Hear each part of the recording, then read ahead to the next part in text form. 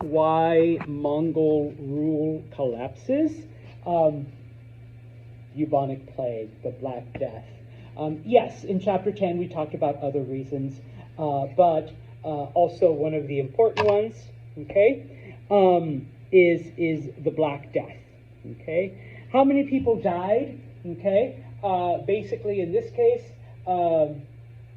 if you give me 25 to 65% of the population, all right? FYI, this one's a multiple choice question, so, I might put like 100%, 80%, 20%, 50%.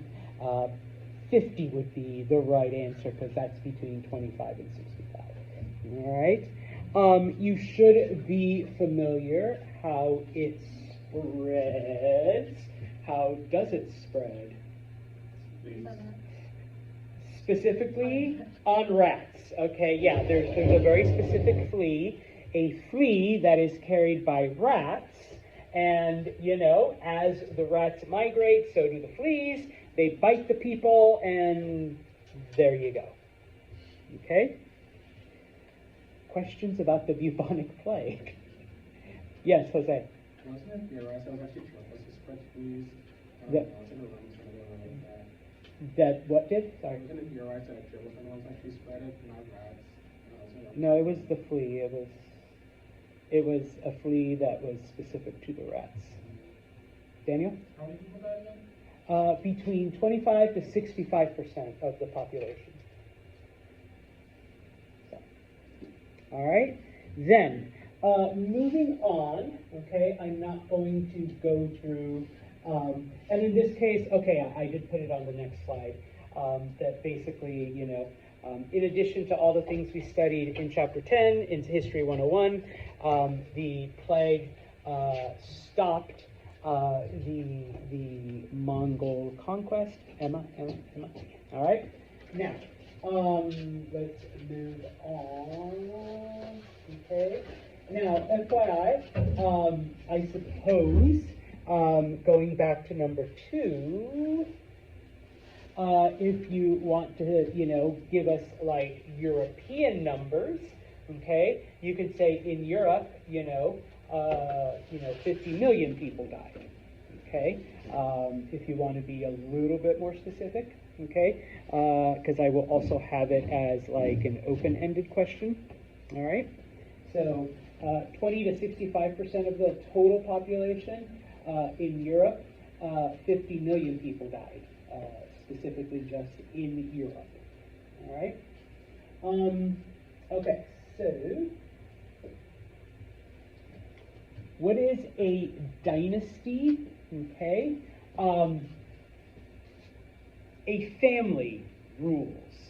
Okay. It isn't just a specific person, but a family. Okay. And how is the kingship, let's say, passed on? Firstborn son. So, father to son. All right. Father to son. Father to son. To son. To son. To son. Okay. Typically the oldest. All right. What if there's no oldest son? Okay. But if there's no oldest son, Jose, then the second son becomes the oldest son. What if there's no boys? Thank you. Some other male relative, cousin, uncle, brother. All right, so the king dies, and so the king's cousin becomes the next king. Or the king's uncle, or the king's, stepbrother, whatever. Okay? It goes to a different male heir. Okay? So basically, it stays within what, though? The males, and then Brady, use your loud voice. The family, yeah. We don't care which male gets it as long as it's within our family. Okay? So, King Morgan did not have any sons. So it'll go to the cousin, the uncle, the brother, even if it has to be Isla's husband, okay? He married into the family, so it goes to that person, okay? I just married you off, Isla. All right? Divine right, mandate of heaven, carrying the banner of Islam. What does that refer to? Who chose your family to be the rulers? Don't just point. Say the G word. God, yeah. Now, if you want to say the heavens, if you want to say the universe, because obviously the Chinese don't have a monotheistic tradition yet. So the universe, the heavens, okay? And of course, if you're Muslim, then I guess you would say Allah, all right? But God or the gods, they're the ones that chose your family, okay? Or specifically you, if you're the king, okay? Because if God did not want Nate to be King Nate, Nate would have been born second, or Nate would have not been born at all. Bless you. Or Nate would have died at 3 from smallpox. Sorry. All right?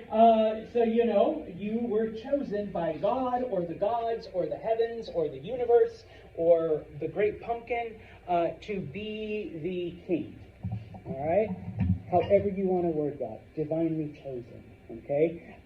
For that. Oh, I am so sorry. Look, I drew this but anyways. Okay?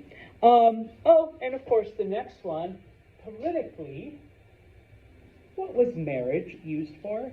And they'll be like, oh, because you fall in love and he's really cute. No, politically, what was it used for, Daniel? Merge countries and to create alliances. Okay, yeah, perfect. If you want to steal his words. All right, merge countries, okay, bring, 2 or 3 countries together, and political alliances, okay? So, yeah, if our countries are at war, my son is going to marry Emma's daughter, and so hopefully that will bring peace between our 2 countries, okay? Both of our countries are really small, so Jade's son is going to marry my daughter, and so at some point, one of our grandchildren, good job, Jade, one of our grandchildren will inherit both thrones, and now our countries are one. Okay? We know that we need, some resources from Arthur's country, so once again, one of my other daughters marries one of his sons, and so now we have a trade agreement, because it benefits both families. All right, so politically, that was the purpose of marriage. I don't care that you don't love him. I don't care that she, has, moles and a hump and whatever. I don't care that he has the personality of a toad. You're going to get married because that's how we unite families. And just as an FYI, marriage for love, because you really love someone, and oh my God, like I can't think, I can't eat, and my knees are hurting. That's historically recent, okay? Maybe within the last 150 years, maybe, okay? Because before that, even if you weren't a king, ladies, I'm sorry, your dad was trying to get the most out of whatever prospective suitor. Gentlemen, hey, dude, I can offer you 3 cows and a goat for your daughter, type of thing. Okay, Nate's like, 3 cows and a goat, damn, where am I going to find a goat? Type of thing. All right. Now, this I put it there for you, so you don't have to write it down, but you should know this. Okay. Number 1. Okay. The Ottoman Empire. How did they come to be? Well, the Mongols conquered the Seljuk Turks. Okay. Number 2. The Ottomans take over after the Mongols are defeated. What helped defeat the Mongols? The plague. All right. So after the Mongols collapse, and of course, the Ottomans used both negotiations, okay, and treaties. And I didn't put it there, but you can also throw it. You do have to write a little conquest, okay, war. To get other people to join their empire. Okay? So you should know that, and you have it written down there for you. Okay? Also, I wrote it down for you. you should know that the leader of the Ottomans was known as the Sultan. All right, he wasn't a king, he wasn't a pharaoh, he wasn't an emperor, he was the Sultan. Okay, I can tell you right now, this one's a multiple choice. I already wrote it. You're going to get 3 wrong answers, and the Sultan. Okay, what was the Ottoman ruler known as? Okay, I don't always ask you to remember specific dates, but this one is like one of the important ones. May 29th, 1453, the Ottomans conquered Constantinople. All right, and Constantinople had existed for over 1,000 years. Okay, and they are finally conquered. Okay, after they conquer Constantinople, okay, they also conquer Greece and the Balkans. What do I mean by the Balkans? Areas like Serbia and Bosnia, Croatia, all right, all of those areas. Okay? What happened on May 29th, 1453? Yes, Constantinople was done. It was taken over. Modern day name? Yeah, I was going to say, don't make me sing. All right, there is a song.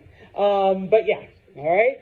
Now, you once again should be aware. Oh, look, there we go.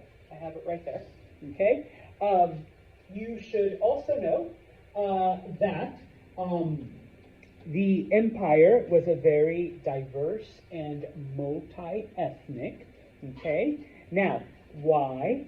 More than anything, okay, is because the Ottomans basically allowed, things to remain the way they were.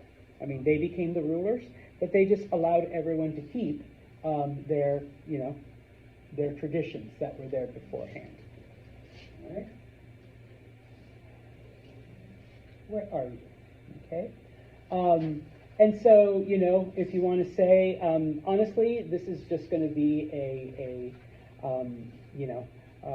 quick multiple choice where, the empire was diverse, because, so in this case, you have a couple reasons, but Janissaries, okay, and that's the next one. This one you do have to write down. Who were they? You should know that, number one, they were Europeans, so people from Greece, people from Bosnia, from Serbia, from Croatia, from Slovenia, okay, that were brought to Turkey. They were taught Turkish.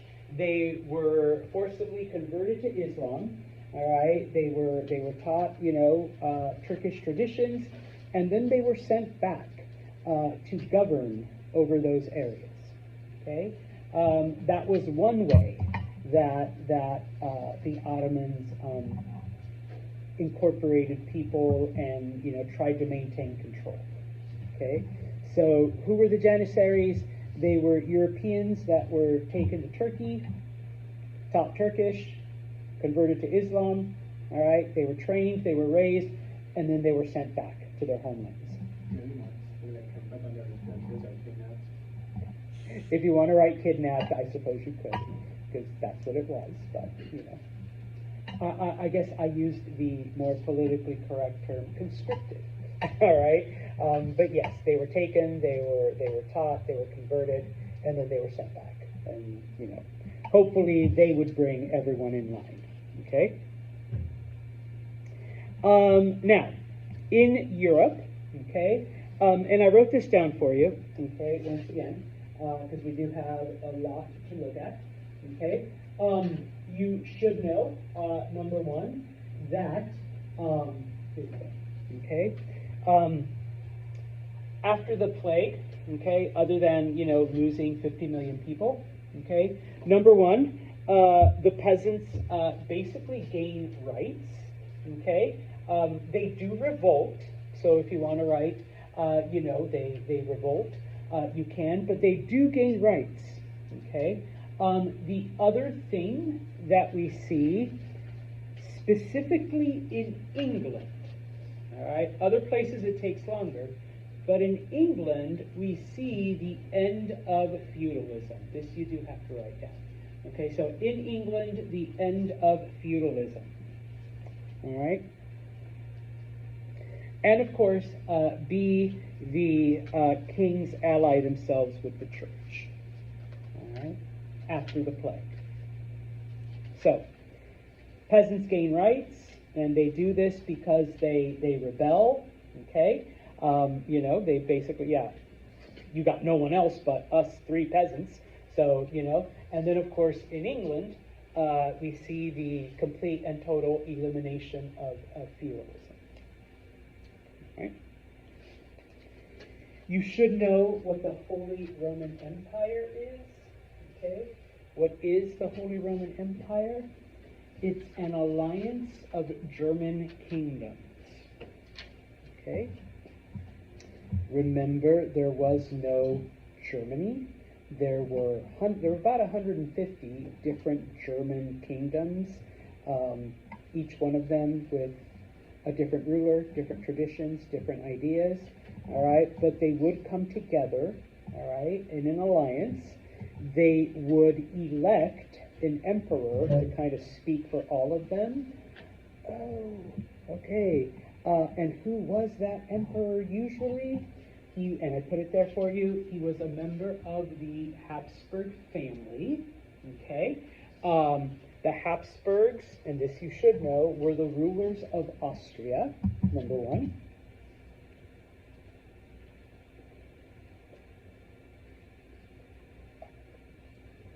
They were devoutly Catholic, so they were like that with the Pope. They were always buddy-buddy with the Pope. On occasion, they were even related to the Pope. Not direct cousins, all right?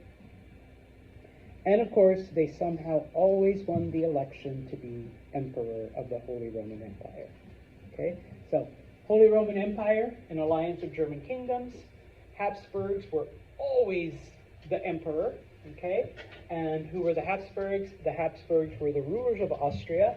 They were Catholic. They were always buddy-buddy with the Pope. All right?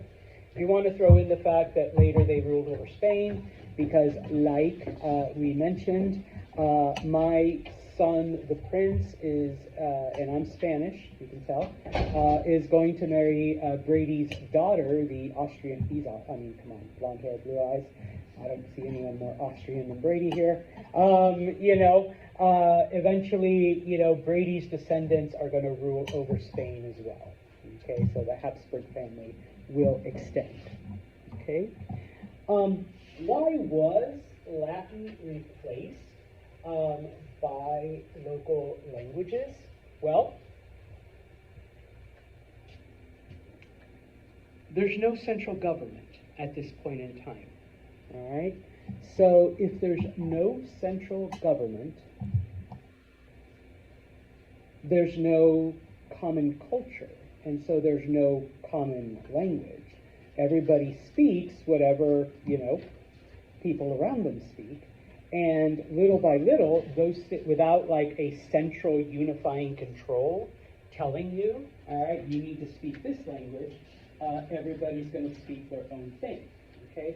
The only common language was Latin, but that was only used by, like, the priests. That was only used in church, okay? Outside of church, like, there was nothing that kept people together, all right? So, no central government, no unifying culture, no unifying language. So, eventually, people begin to speak whatever the locals, did,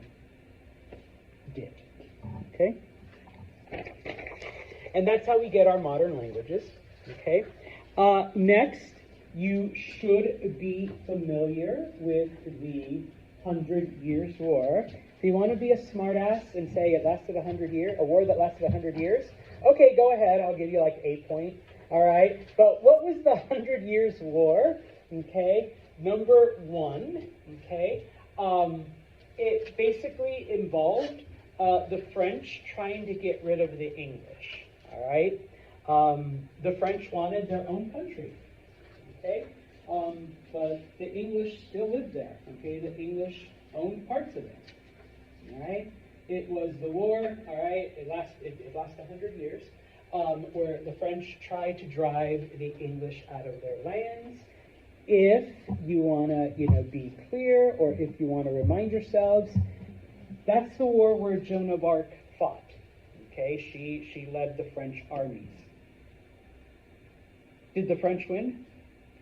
Yes, I mean, that's why we have France today. Okay, the French won. They were able to drive the English out of their territories. Okay, but does this end the conflict between the English and the French? Oh, dear God, no. No, they kept fighting all the way up till World War I. Actually, that's the first time they ever united to fight a common enemy. Okay, so yeah, they continue fighting for, the next 500 years. All right, even though the French won. Okay, so the 100 Years' War, okay, yes, it was 100 years. All right, but it was the French fighting the English to get them out of France because the English still owned French lands.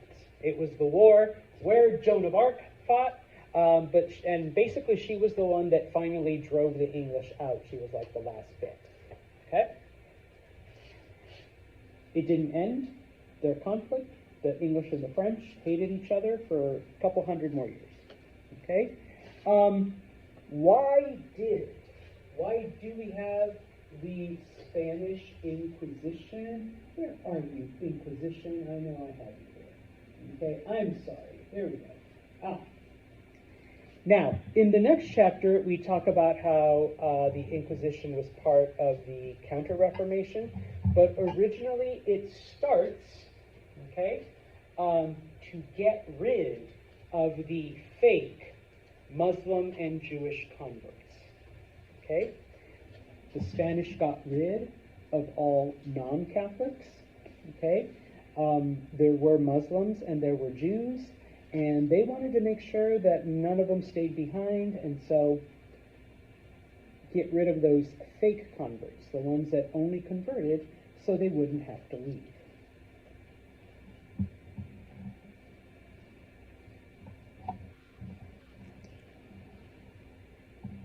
It's interesting because later we do associate the Inquisition with the Counter-Reformation, all right, but it originally starts as a way to get rid of Muslims and Jews out of Spain.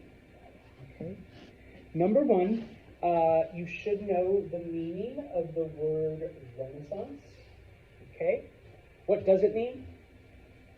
Rebirth. Okay. I can tell you right now, this one is a multiple choice. I'm going to give you like 3 whatevers, and then rebirth. All right. Circle the one that says rebirth. All right. If you put one of the, I'm going to try to make it harder, maybe a lot of R words. So you're like, damn, I knew it was an R word, but there's 4 R words here.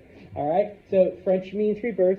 What was it? Okay. Any one of these, all right, will get you.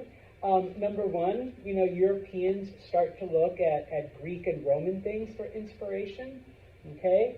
Number 2, okay, you could also say that with the fall of Constantinople, everything that they had, all of the knowledge, all of the writings, it all came to Western Europe. That was part of the Renaissance. Okay. If you want to talk about art, okay, it was a rebirth of art, painting, sculpture, okay, typically, financed by the wealthy, by the rich, and the church. That's something else you can mention. Remember, or I guess I shouldn't say that. Those of you that had me before, remember. But for those of you that are new, you don't have to put all of them, maybe, 2 of those things, okay? You can say that it started in Italy, okay, and then spread to the rest of Europe, all right?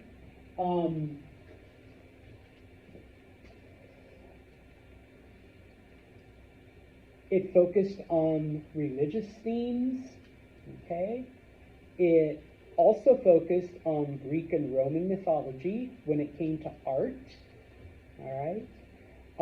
It is the beginning of secular learning, all right? You don't have to base everything on religion, all right? It's not because God said so, all right? It's because we have experienced a polar vortex, And then, of course, there was, the lake effect, where you had cold air over the warm water dumping snow, and then the bands tended to shift, and for whatever reason, we got 3 of those coming off of 2 different lakes, and that's why. It's not because God really wanted us to be white. Okay? That's why we got all this snow. Okay? So once again, we're looking at, secular learning, and then finally, the Renaissance focused on human understanding, as opposed to, once again, that's what God wanted. Okay? No, you try to understand it up here. Okay? If you want to talk about how, people finally realized Greeks and Romans, and especially like the Romans, had all of this engineering. They had all of this technology. They had running water. But guess what they didn't have? Christianity. They did it all without that. And yet somehow we've had Christianity for like 1,500 years, and we're still throwing our poop in the street. Okay? Type of thing. So, all you need is what's up here. You don't necessarily need religion, okay, to advance. Do you have to write all of that down? No. Give me 2 or 3 of those, okay? I am going to ask you, though, what does Renaissance mean? Rebirth. There you go, rebirth. Okay? All right. Now, what effect does the printing press have? Okay? I put down 2 things here. Okay? What does Johann Gutenberg do that makes the printing press important? Because the printing press already existed. It was invented by the Chinese, but it wasn't very efficient. All right? What does Gutenberg invent? Movable type. Yes. What does that mean? You can change the letters because they're made out of metal. All right? He was a goldsmith, so he knew how to work with metals. You can change the letters quickly and then print a new page, and then change the letters and then print a new page, and then change the letters and print a new page. Okay? So obviously, number 1, that's what he does. Number 2, the other thing that comes about during this time is the invention of cheap paper. Okay? They take old rags, dissolve them, and then mix that with the material to make, and you get a much heavier, much more sturdy paper, okay, so that, it doesn't fall apart, with whatever. And so what effect does all of that have? The news will spread, okay? It can spread faster. It can spread farther, okay? More people have access to it, okay? And so you're not dependent on, whatever ideas that you were born with, okay? Because now I can print things out, and I can print hundreds, maybe even thousands of copies, and obviously preserve longer. But once the ideas are out there, did I take them back? Well, no, because Emma here's like, I'm gonna hold on to it for a while, okay, and see what this is all about. All right, so that's what the printing press does. Okay, moving on. Okay, let's see.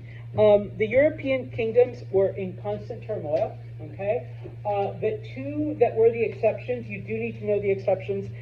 This one is a multiple choice. I'll tell you straight up. Spain and Portugal. Okay, they were the first 2 to get their act together. Okay, so, I'll just say which were the 2 kingdoms that, were ahead of the others, or that avoided most turmoil. Okay, I might put A, England and France, B, Spain and Portugal, C, Italy and Germany, D, Russia and Poland.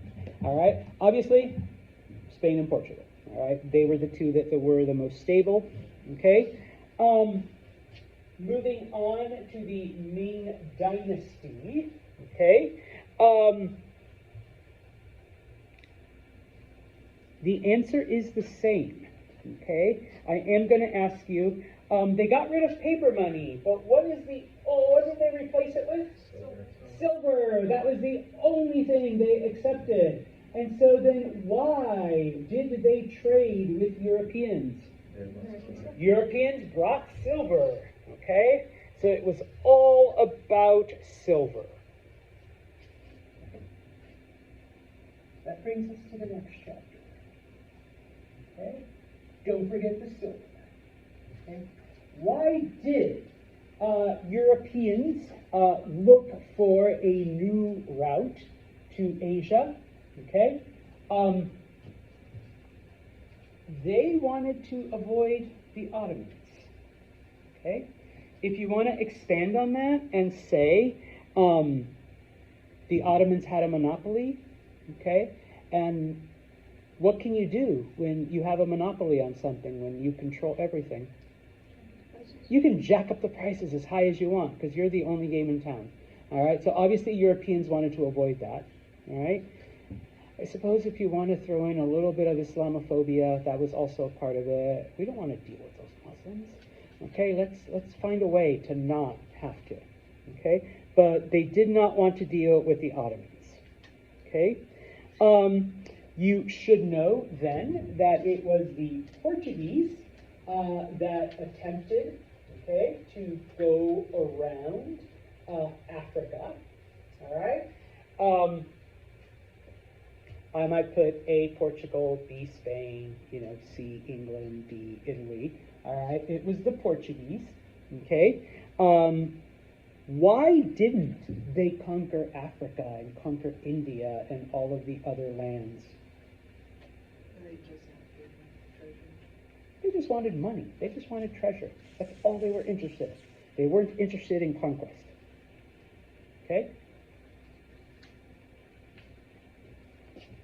Yeah, that's all they wanted. Okay? Who were the first Europeans in America? The Vikings, yes. For this one will also be a multiple choice. I'll put like A, Vikings, B, the English, C, the Spanish, D, Italians. All right, just for you, Frank. D, the Italians. It's the Vikings. Okay, they were the first. Okay. Oh, and here, sorry, I had the answer on 2 slides later. The Portuguese didn't want conquer; they just wanted money. All right, they just wanted to trade. They just wanted to get rich. All right, conquering Africa, conquering India was not part of that agenda. Okay. I wrote this down for you. Columbus's critical error, the size of the Earth. If you want to write he was bad at math, you can do that too, because it was his poor math skills that came up with the wrong number. Okay, but he thought the Earth was smaller than it actually was. Okay. First contact between Europeans and Native Americans. Who lost?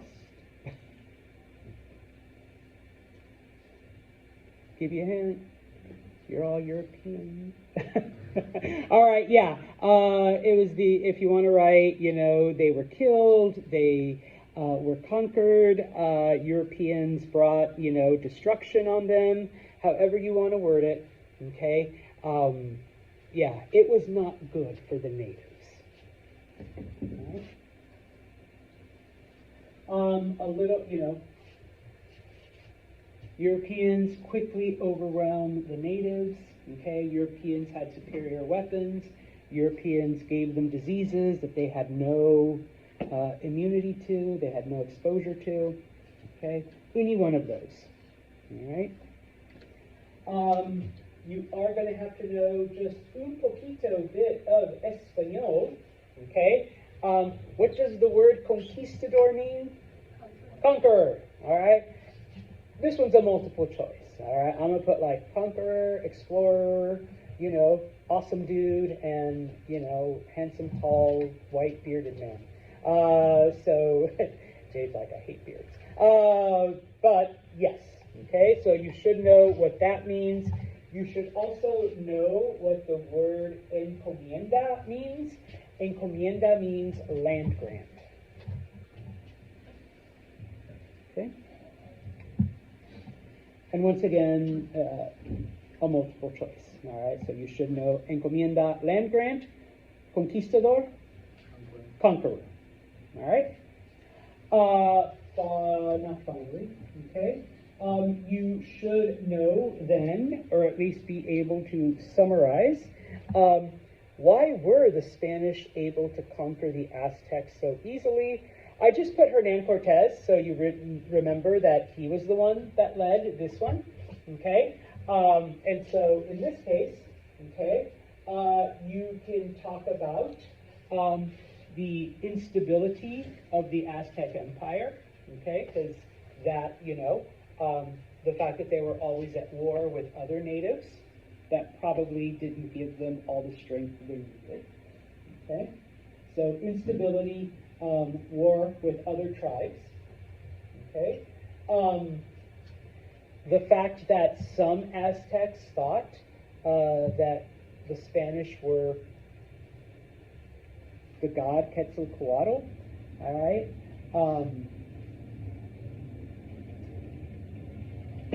The Aztecs had no clue what they were dealing with, because remember, they called them bearded men with monsters. What were the monsters? Dogs and horses, because they'd never seen dogs and horses before. All right, suddenly you see these mythical creatures. Someone shows up with like a unicorn and, I don't know, a Pegasus, and I'm gonna freak out. I know those are both horses, but I'm drawing a blank here, and I just saw the word horse. Okay, yeah, you don't know what's going on. Okay, and so here we go finally to the nitty gritty. Okay, and once again, do you need to put all of this down? No, give me 2 or 3. Okay, Cortez had formed alliances with other tribes. Okay. The Spanish fought to kill, whereas Aztecs typically only fought to capture people. So just a different strategy. Obviously, the Spanish had superior weapons. Okay. So superior weapons. All right. The Spanish fought to kill. Aztecs didn't. The Spanish had formed alliances with other natives. Okay. Oh, and of course, do not forget their biggest ally, smallpox. Okay? Yeah, the Spanish infected the Aztecs with smallpox. All right, so, you can't really win a war if you're dying of smallpox. All right? How did the Spanish overcome the Inca? Okay? In this case,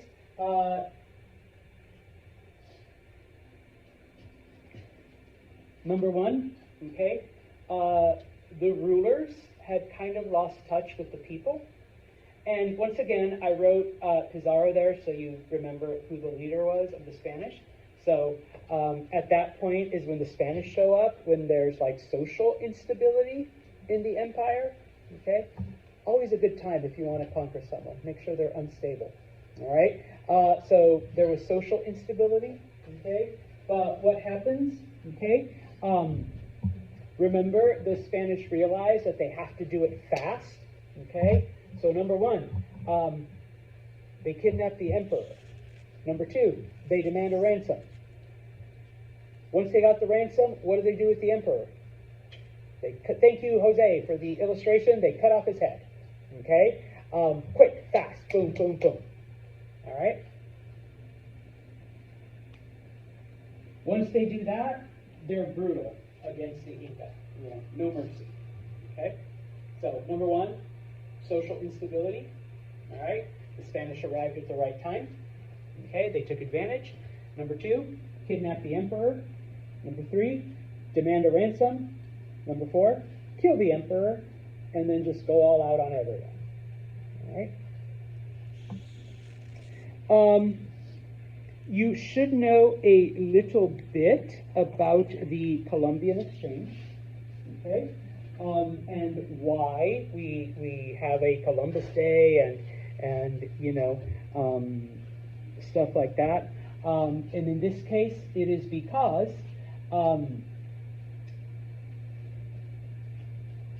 we see the merging of the old world and the new. If you want to say 2 biomes, that's fine. If you want to say about 2 different areas, okay, plants, animals, all right? Basically, things came together, all right? And if you want to give, I do ask for one or two examples, okay?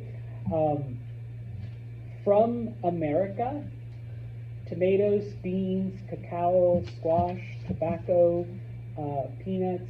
I guess you could also throw corn up there because I had it on the previous slide.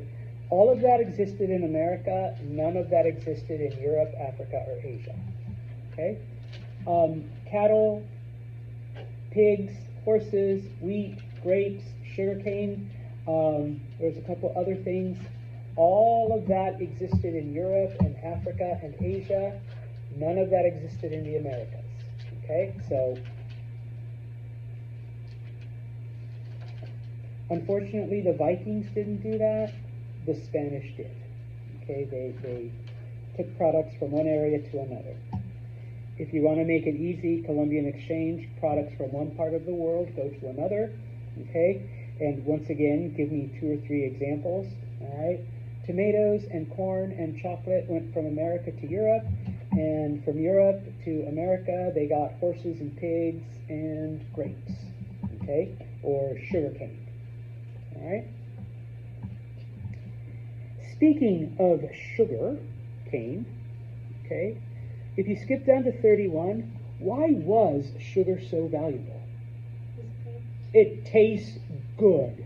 Okay, if you want to add the European diet, no offense, was crap, all right, because it was, and so you add sugar to it and you will eat anything, even crap with sugar on it, okay, broccoli, okay, Brussels sprouts, all right, Nate's like, yeah, you add sugar to broccoli, it's so good, so it was valuable for that reason, okay. Now, sugar does take a lot of labor, a lot of effort to grow, okay, in some pretty harsh conditions. So number 30, where did the Spanish and Portuguese get that labor?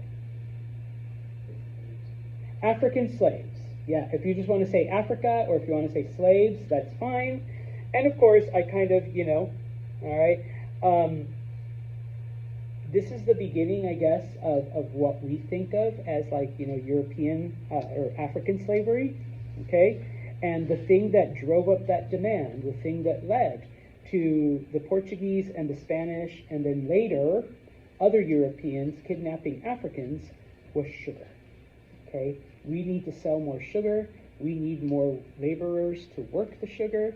And there's this giant continent with millions upon millions of, no offense, African, black Africans that we can kidnap and force to work. Okay? The Atlantic system, if you just want to show me a picture, I will accept a drawing as an answer. Okay? From Africa to America, what went from Africa to America? Slaves. Boom. From America to Europe, sugar, tobacco, and cotton. And it depended on sugar in the 1500s, tobacco in the 1600s, and then tobacco later on, 17 and 1800s. Okay? What went from Europe to Africa? You can say manufactured goods. Okay? That's the easiest one. All right? If you want to say rum, you can say rum. If you want to say cloth, you can say cloth. It's not up there, but it starts with a G, and it's what the Africans actually wanted in exchange for slaves. Guns, yes. Okay, so slaves go from here to here, sugar, tobacco, and cotton go from here to here, and then manufactured products, specifically guns, go from here to here. Okay? When I was your age, we called it the triangle of trade, okay? But the Atlantic system. Okay. To finish off, we have about 8 minutes. Okay. Fortunately, most of this I wrote down for you. Okay. On the back page, you should know who Martin Luther was. Okay. He was a German monk. Okay?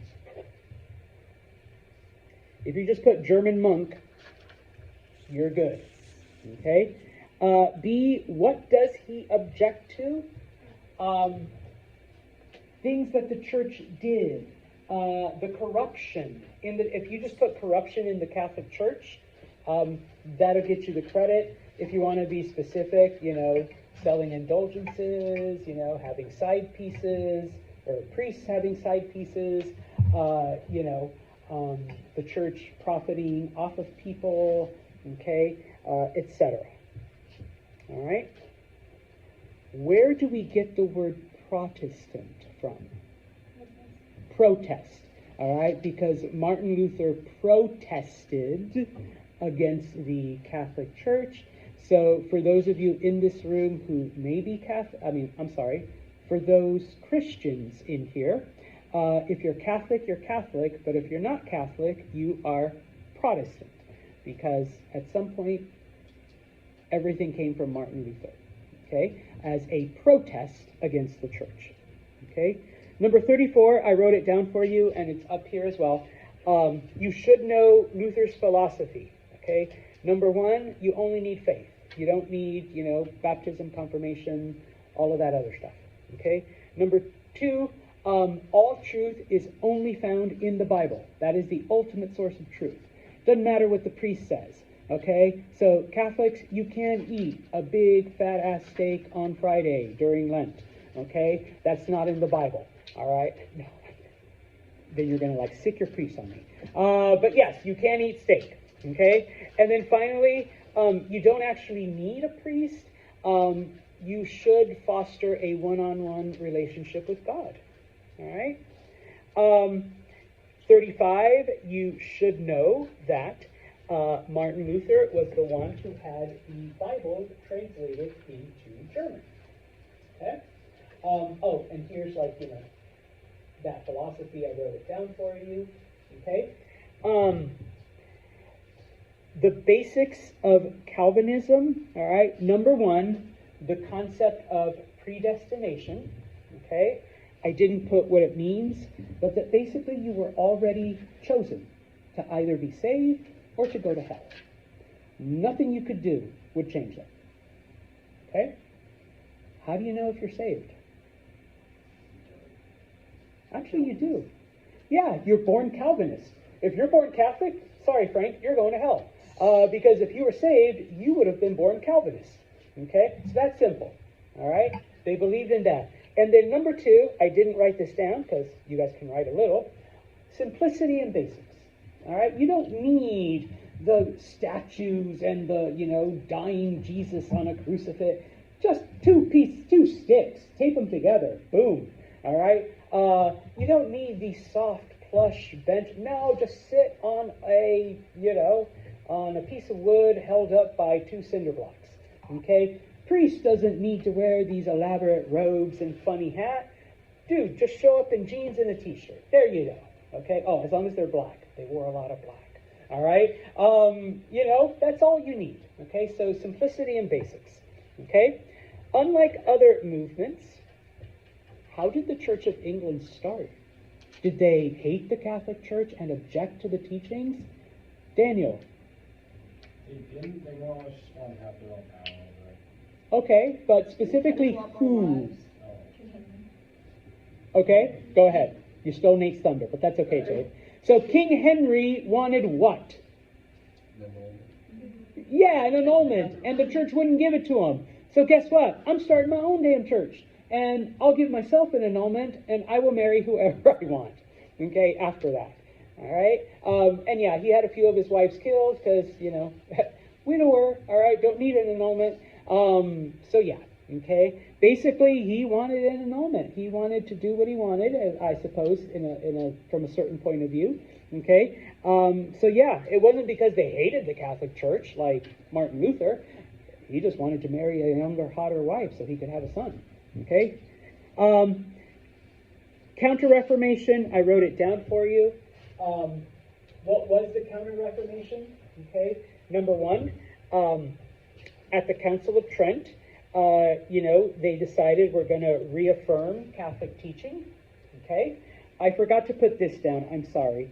They came up with things to fight corruption, okay? So, you know, priests, no more side pieces, all right? Can't sell your way out of hell anymore. I'm sorry, it's purgatory. Can't sell your way out of purgatory anymore, all right? Number two, they created the Jesuits to go out and spread and reinforce that, hey guys, we need to do a better job, okay? And then finally, if that doesn't work, bring back the Inquisition, except this time we're not going against Jews and Muslims. We're going against Catholics that are thinking of breaking away, okay? This will keep you from leaving, all right? A little bit of torture, all right? You should know then that when it came to this time, Spain used its power, okay, to help Catholic movements, and that basically, okay, we see the decline of Spain and the rise of the Dutch, okay, and the English, all right? Finally, and once again, I wrote this in for you, you should know that the Mughals, okay, were Indians, okay, but they were Muslim Indians, all right? Most Indians were Hindu, but the rulers were Muslim, okay, number one. Number two, they did allow trade with the Europeans because it gave them money. It made them powerful, all right? They got gunpowder and cannon and guns from the Europeans, okay? And then finally, the only thing I'm going to ask you about China, okay, their population growth, okay? Yeah, they lost a lot of people during the plague, but that didn't keep them down, all right? And so China becomes really, really prosperous as their population grows, okay? I have recorded the last hour.